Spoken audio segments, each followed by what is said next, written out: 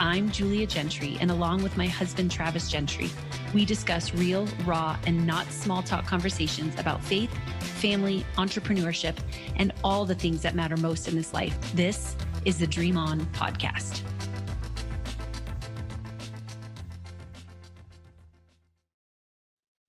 Welcome to the Dream On podcast. I am Travis Gentry here with Julia Gentry. Julia Gentry!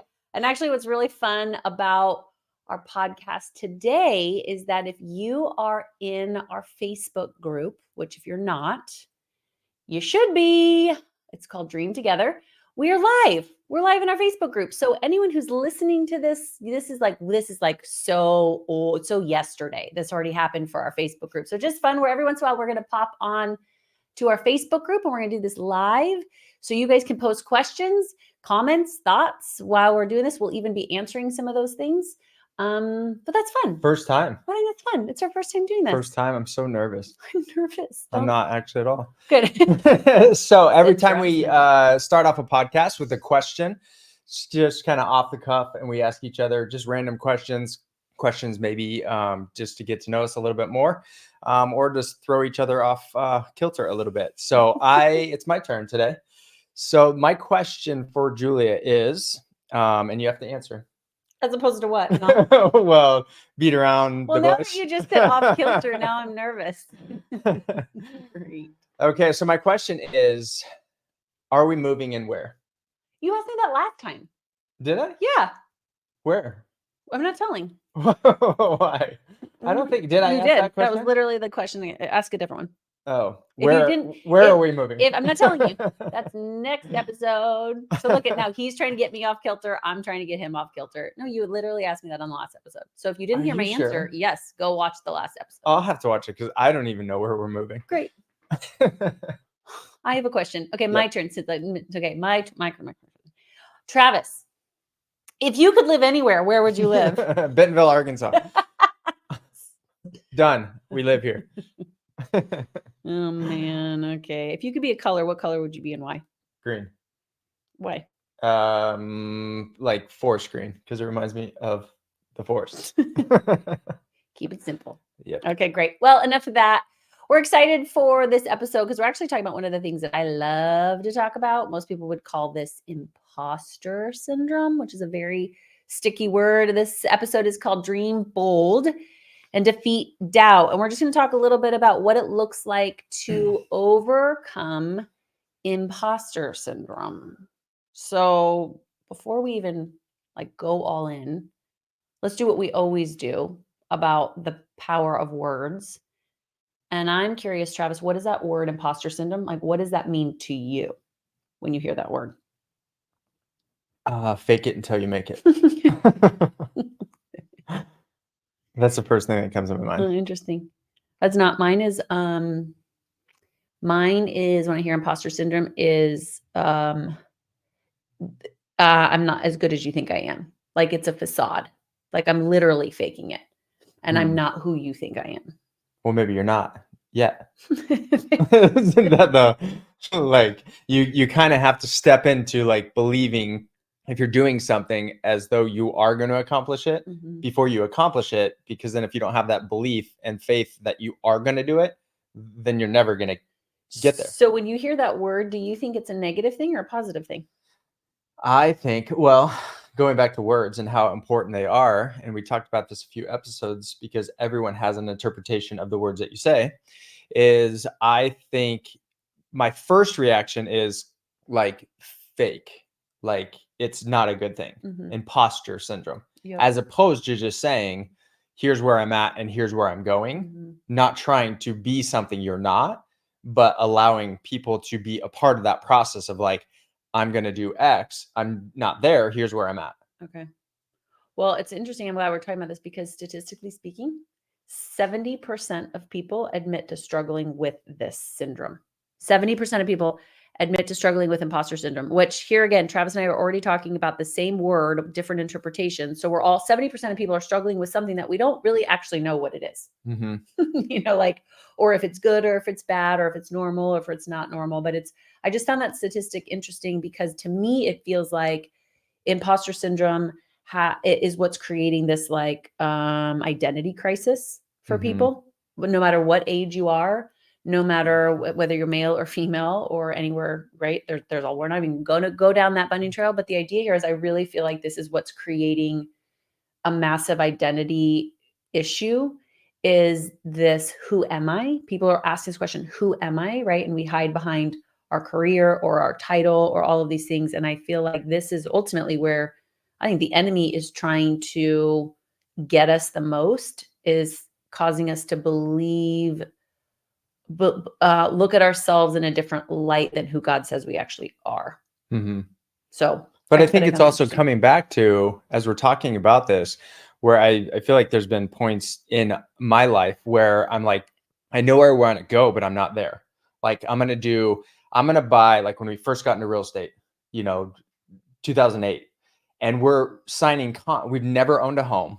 We didn't have, maybe a few $1,000s to our name at that point, and we're gonna go sign and buy a house for $150,000. So you're like, Which are like, people bought houses for yeah, $150,000. yeah, Can we talk this about was that? That when 2008, some people long like time ago. look down at their phone, they're like, what am I listening to right now? We And bought yes, this houses was in Denver. in 2008. My people bought houses at that price. Yeah, so you're obviously not going to tell the person like where I'm at. Like I've never bought a house. I don't have this money. I've never done this before, but I'm going to sign this contract because I believe what I'm doing in the process, that I believe in it so much that I can make it happen. Mm-hmm. But that's so interesting though, because it gets me immediately thinking about, because you just made a comment, I believe so much, right, in where I'm going and what I'm doing, Mm-hmm. that belief, that dream, that vision actually is defining who I am, not my reality. Mm-hmm. Right. And I think that, it's this quote that says that doubt kills more dreams than failure ever will. Mm-hmm. And I think that that's so true, because if I doubt myself, if I doubt who God says I am, if I doubt the process, if I doubt it, I won't actually even get started. Right. Mm-hmm. Which is a lot of times when I hear people say this all the time around self-sabotage or imposter syndrome or all these things, is that they actually doubt who they are and what God's called them to. And I think it's because they're either looking at where they are or where they've been. Mm-hmm. Right. So they're actually creating their identity around behavior and past circumstances versus truth and who God says that they are. Yeah. But I think that most of us all the time are like, well, I'm so afraid of failure. But then that a fear of failure gets us doubting ourselves. And then doubt is ultimately what kills more dreams than failure ever would. Uh-huh. But I think it also goes into the preparation, like the skills that you've acquired. So maybe you haven't, like with real estate, like we spent tens of thousands of dollars on education to then be able to position ourselves to go do something like that, where it's different if we just read a book or watched a YouTube and it says do this and then everything's going to work out. Well, no, we like walk through it. And so it actually goes into a perfect scripture of 2 Corinthians, for we live by faith, not by sight. Mm-hmm. But there's also preparation that went into that. So I can live out and live by faith, not by like what is my reality currently, because I prepared. Mm-hmm. So same thing, faith without works is dead. Mm-hmm. If I prepare myself as though, and then I'm now going to practice out in the world of like what it is, Mm-hmm. then I don't have that imposter syndrome because I've already experienced it so many times, Mm-hmm. not physically, but like mentally and spiritually, that when I go do it, then I shouldn't have that like fear and doubt. I'm going to have obviously there's going to be a little bit of resistance because it's the first time, but I should be more prepared and being like, okay, like I'm going to live this out as though, because I've already walked through it. So do you think imposter syndrome is a byproduct of a lack of skill set or a lack of mindset? Well, both. You have to have the skill set or the mindset to get started, and then the skill set to back up the mindset. The mindset. So skill set, therefore, is a byproduct of mindset in theory. Yeah. Right. Okay. So for someone who's listening to this right now, because again, it's like one of the stickiest topics right now is around this like imposter syndrome. And so for the person listening to that saying, yeah, like that is real. Like I really struggle with, you don't know who I am, or I feel like I'm faking it till I'm making it, or I feel like, God's called me to do this, but who am I to do that? Right. Like that's even if I'm inviting people into my journey, though I know like at such a deep level, I know that the work that I'm doing now is, I was called to do that. And even some days like last night when we crawled in bed and you're like, how was your day? I was like, it's so hard. Like it's so hard to be a mom of 5. It's so hard to homeschool. It's so hard to keep putting myself out there. And you just kind of smiled at me because, and I think, like, I know that I'm called to all of those things, but there's times that I could still look in the mirror in that imposter syndrome of like, who am I? Like why did God call me? Who am I to be doing this? So to the person who's doing that, like, what are the steps to take? So, but what was last night specifically, or when you have those thoughts and emotions, what is it that comes up that you're like, are you saying to yourself, I'm an imposter? Like, I'm not as good as you think I am? Like what goes through your head? Because what you teach is what you do. Right. I know mine comes from my limiting beliefs. So I don't have to call it a title anymore, right? Like I don't actually go, oh, there's imposter syndrome or self-sabotage. I know the lie that the enemy has tried to speak over my life, which is I'm a fraud. I'm not as good as you think that I am, and you're going to reject me. So I know that when that is bubbling to the surface, I know my tendencies, which would either be to control or to hide. And so I could feel the pressing of that last night. And so instead of having to wrestle with just the idea of an imposter syndrome as a concept, I was able to do the work at the mindset and heart set level last night and into today to arise and align. I mean, that's really what I did. I was like, get my mind right, get my heart right. I have my thoughts. I'm not my thoughts. I have emotions. I'm not my emotions. I have results. I'm not my results. Right? Like I will not lower my standards to fit my results. I won't lower my standards to fit my behavior. Like I will not lower God's truth to fit my narrative. And so I didn't. So are you listening to this? Are you listening to what she just said? That's exactly what you would do. Okay, good. Like you just rewind. So you're living it. Like you're actually doing it. That's the difference between you could sit in that and let fear, the enemy, attack you there again for hours or days or weeks. Or you can rise in line and say, no, okay, like I felt vulnerable. I felt weak. The enemy was after me yesterday. And no, I'm not going to let that as I wake up. And thank God we have night and day. Like you wake up and you have a fresh start, a new day to rise in a line and get your mind right of like what is true. And not and there again, all of us have experiences. We can say, limiting beliefs. We have experiences, interpretations, and they're called limiting beliefs because they limit us from living out our full potential. Yeah. It's so interesting that you're saying that though, because like my life is flashing before my eyes. Thank you for this moment. This is my counseling session now with Travis. So you guys could just watch. Okay. You can just be entertained by the process. What's been so fascinating about how I think that the enemy uses this very Pinteresty term of imposter syndrome is that like we have thoughts and then we become our thoughts. And so he's like, okay, great. If I can get them to think that they're never going to be good enough or they're not worthy or they're not good enough or they're incapable or unable or incompetent or, whatever that is, then he's like, I know that the enemy knows that then, okay, he will win. Right. Because he's just playing us at his own game. Yep. And so for years, that exact same moment would have caused days and months of spiraling. And it did, to your point, like I would have stuck in that zone. Or you would have hit behind. Or I would have hit. Yeah. For days and months and months and months and months. Or right? alcohol. Like that was a big crutch for both of us. I totally agree. For a season of our life of like, well, that would allow us to check out and really just for the enemy to like get a stronghold on our mind. 100%. And then it was like a spiral down. And then we'd be like, okay, after a week or a month, we're like, okay, I'm going to get clear. I'm going to go after it again. I'm not going to drink for, a week or two. And then it was kind of vicious. Is it Friday? A vicious cycle. But it's interesting because I feel like these are like, learn from us. You don't go in phases, but I went through that phase for a while first where I would run into it and then I would just become it. Like I would become the imposter that I thought I was. Right. So if I was like, I'm not good enough, I would almost become the not good enough person. Right. Or if I was, telling myself that I will never actually get there. People will reject me. I was just becoming that in so many ways. Then it felt like I went through this process that I was just kind of like, just resisting it, right? Like, nope, I'm not that. I'm not that. I'm not that. But it was like right underneath the surface. So I was like willpowering my way through like chanting Bible verses and all these quotes that were on my wall. And like, I was like willpowering my way through it. And though I'm not trying to downplay the power of the word, it was all willpower. right? It was like all intellectually, I'm going to intellectualize this moment. Yep. What I've started to do recently, which is now that you're saying this, is exactly what I did last night. And it's a verse out of 1 Corinthians 2 that I love. But I started to lean in, and instead of telling the enemy, well, that's not true. That's not true. That's not true. I'm like, you're right. I'm actually not enough. You're right. I will never amount to enough, but I don't actually want to be enough. I know the one that is enough.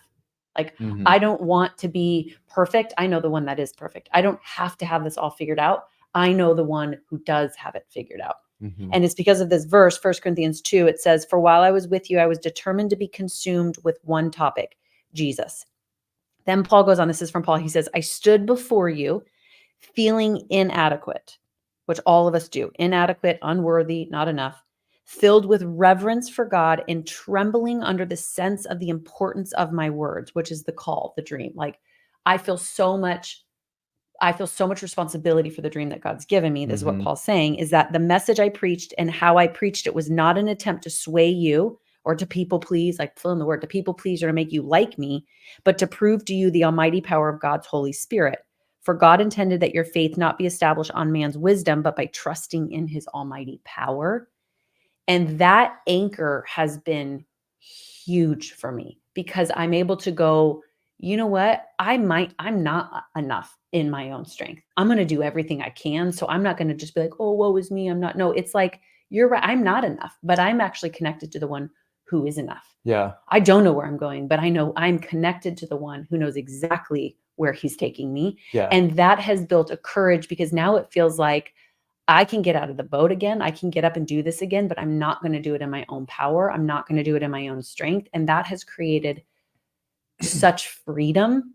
And because I'm not bearing the weight of false responsibility or false identity. I'm just connecting to the Spirit and letting the Spirit do what only the Spirit can do in and through my yes. Yeah. Yep. Well, the fact is, no one has it figured out. I know, but we all pretend like we do. Like, no one has everything figured out. And so I think it's also coming back to vulnerability too, of like being, like a quote by Zig Ziglar, expect the best, prepare for the worst, and capitalize on what comes. So it's like, wait, say it. So say that again. Zig Ziglar says, expect the best. So I'm going to live by faith, not by sight. Expect the best. And then I'm going to prepare for the worst. Okay. In all facets. Yep. Whatever you're trying to accomplish and do. And then I'm going to capitalize on whatever may come. Oh man, that's huge. And so it's like, there again, if you're, being vulnerable, a word that we talked about the last couple of weeks, is like inviting someone in where you're at. So don't try to be something that you're not, but know where you're going. Yeah, and know who you are. Yeah. And then invite the people and surround yourself with people that maybe have what you want, so you can come alongside them. Because I've noticed anytime I'm trying to accomplish something, if I can get around people that have accomplished what I want, it gives me that faith, that strength of like, okay, if someone's done it, why not me? I know I can too. I haven't done it yet, but I now have a community I can call upon to say, hey, here's where I'm at, or I'm struggling, or how did you do this, or how did you overcome this situation? Yeah, it could. And so in doing that, though, what's interesting, I can literally see that we're no longer overcompensating, pretending to be someone we're not. We're surrendering with where we're at. We're inviting people into the process, but not losing sight of who we are and where God's called us to be. Yes. Which is it's a totally different process. And when most people start to feel inadequate or insufficient or unworthy or like they're failing, we cover it up, shame it, do more, hide, like whatever it is. This is actually a totally different way through it. Yes. And with real estate, going back to that example that I was talking about, the reason why I think we could do that is because we spent so much time studying and around people that then I walked into a conversation as though I had partners to walk alongside me. It wasn't just me saying it. It was like, no, we have done this, and we have, because me and my partner have done these type of deals. Yeah. Have I? No, but we have. Which I think, so this is interesting, because so you could talk about very practical partners, but I think that that's the whole power of what we don't fully understand about the Spirit, the Holy Spirit. So breath and spirit actually are very interchangeable in their meanings. And what's interesting, when we did breath work as a team with Nate after the Dare to Dream conference, he started to unpack this idea that breath is always there. Like if we're breathing, we don't have to think about it. Thank Fact. God, right? Fact. But he says when you activate your breath, it does something because you're activating it that it won't do when it's not activated, but it's always there. Mhm. The Spirit is the same way. The Spirit of God is always with us. But when we activate it, right, and we invite it into as a partner, right? Like I walk into a room and I'm not by myself. It's not just me, it is we, Mhm. right? And when I activate the Spirit, it actually allows him to do what he can do. But I feel like sometimes we think that he's just going to do it. No, he's waiting for an invitation. Like this, I believe that God, like Spirit, he is so kind that he is waiting for an invitation. And when we invite him as our partner, knowing who he is and who we are in him, like it's not about fighting this imposter syndrome. It's just about surrendering to the identity that God's already created, Yeah. as opposed to fighting the imposter syndrome. Yeah. It's just inviting the Spirit. And that's why it's so important to get your mind right in the morning. Yeah. As opposed to just waking up and doing the same routines, because it's easy to be vulnerable and stay in that mindset for days or weeks, as opposed to breathing. That's part of the journal. We don't have one right here, but that's part of it. Take deep breaths to get like oxygen flowing through your brain, but it walks you through a process. So if you don't have this, get it, or in the notes below, we can put a link. And so you can see exactly that the process that you have been going through for now the last year, and that you've created this journal out of. But if you get your mind right in the morning, it makes the rest of the day so much easier, because you invite your breathing, you invite the Spirit of like God into that day, knowing that he can give you strength when you're weak.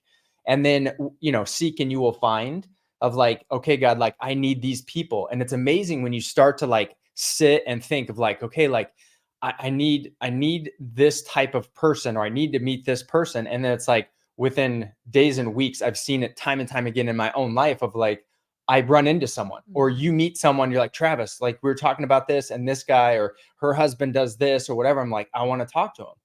And so if you put that out there energetically too, and there again, align yourself. Arise and align is not just yourself, it's also with people, I think too.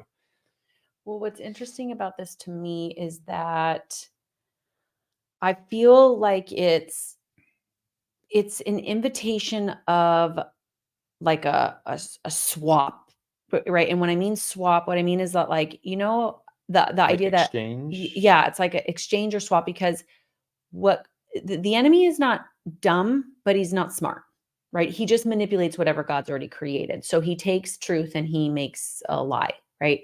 He takes the light and he makes dark, right? So he doesn't create anything new, but he knows how to like reverse engineer it to manipulate it. And so what I think is interesting is that God gives us an identity and he says, you are mine, you are a child of God. And then immediately the enemy tries to come and rob us with different titles. Right. And like we did this at Dare to Dream conference with the kid, where it's like, you are more than your little label. And the little kids were like slapping words, all even good words, right? Of like, oh, you did a good job, you're an achiever, all the way to you're dumb, or right, you're not enough. And they so had all these little stickers on them. And it was this idea that take them all off, like you're more than your little label. But I feel like sometimes what happens is we develop if I have a label, I don't actually have to be responsible anymore. Like I'm just right. It's just an imposter syndrome thing. It's just an avoider. I'm just a controller. And now it allows me to just not have to actually fix the problem. I can see the problem, but I don't have to take responsibility for finding the solution. And I think what's interesting is that when we run up against this title, instead of just saying, well, there's the imposter syndrome, like I'm just not good enough and I'll never have enough. And is that I think that there's this opportunity to like play the enemy at his own game and like swap the lie for the truth again. Like, because we had an identity from the very beginning of time. And then the enemy tried to reverse engineer that and swap it on us. And now we have to play him at his own hand and just swap back. Do you know what I mean? And so I just find it interesting that the power of like that idea that we could actually see ourselves hiding underneath this imposter syndrome, as opposed to what you're saying, which is that's not who I am. And so I'm going to think like the investor I am before I am.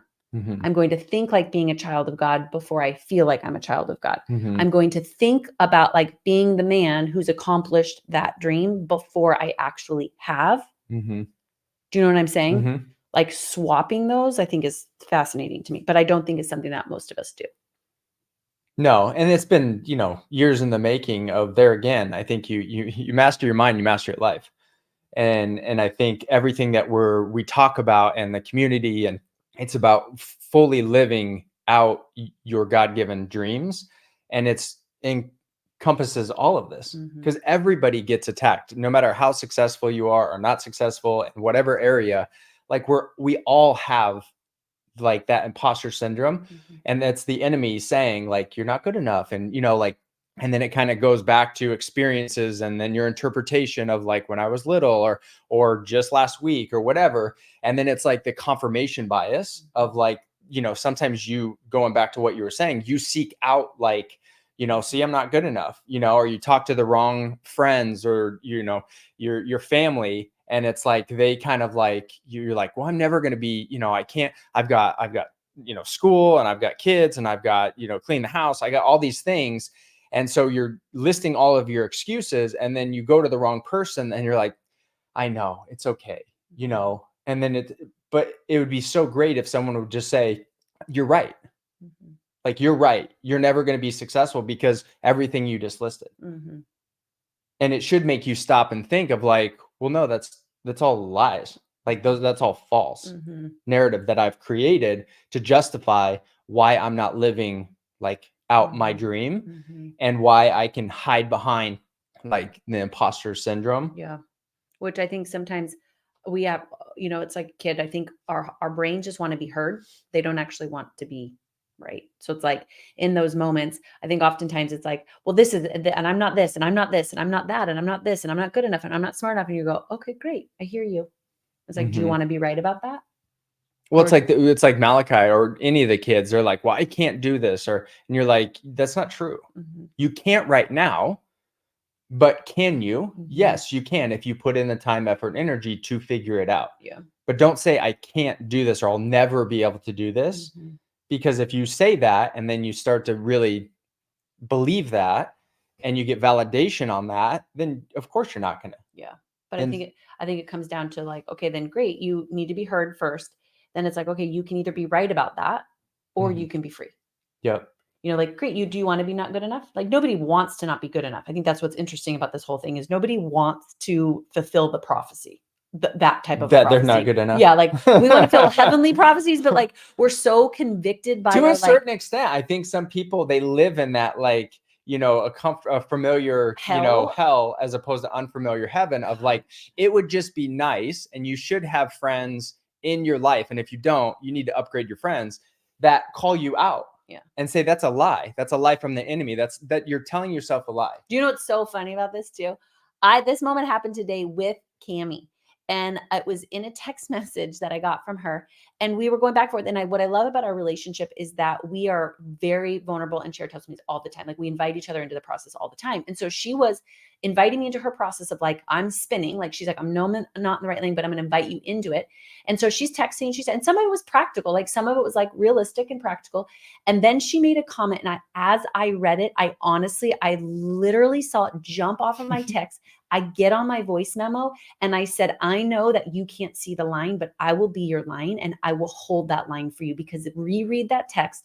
That is actually a lie from the pit of hell. And he's convinced you that it's true. And I said, that is not who you are. That is not how you work. And so I sent it to her, and she honestly, we got on a call probably 20 minutes later, and she was overwhelmed with truth. Like it was like, she said, JG, the overwhelm of your voice message realigned me with the truth of heaven. Well, little did she know she had done it for me the day before too. So it's not just the coach of JG. Yeah, but that's the power of having you like hold people each other's in your line. life. Yeah, Yes. you're like, that is a lie. And then as she went back, she goes, I didn't text that. And I was like, dude, bro, go read that text message. It was almost like she was spinning, like she didn't even know that the lie had come up out of her mouth as a lie on a text. And so she had to go back. She's like, I didn't even realize it. Yes. And I think that's the power of the lie. Like we're so blinded by the veil in our eyes that we don't even realize it. But to your point, when we have a community around us that goes, no, that is a lie and that is not who you are, and then calls you into something different, that's where true freedom comes from. Totally. And it's, I think there's a scripture, know the truth and the truth will set you free. Know the truth and the truth will set you free. And so there again, having a community and having people around you to help you get out of that and unstuck. And I think I'm going to talk specifically to the guys, because I think this is something that I've struggled with, is like the lone wolf syndrome.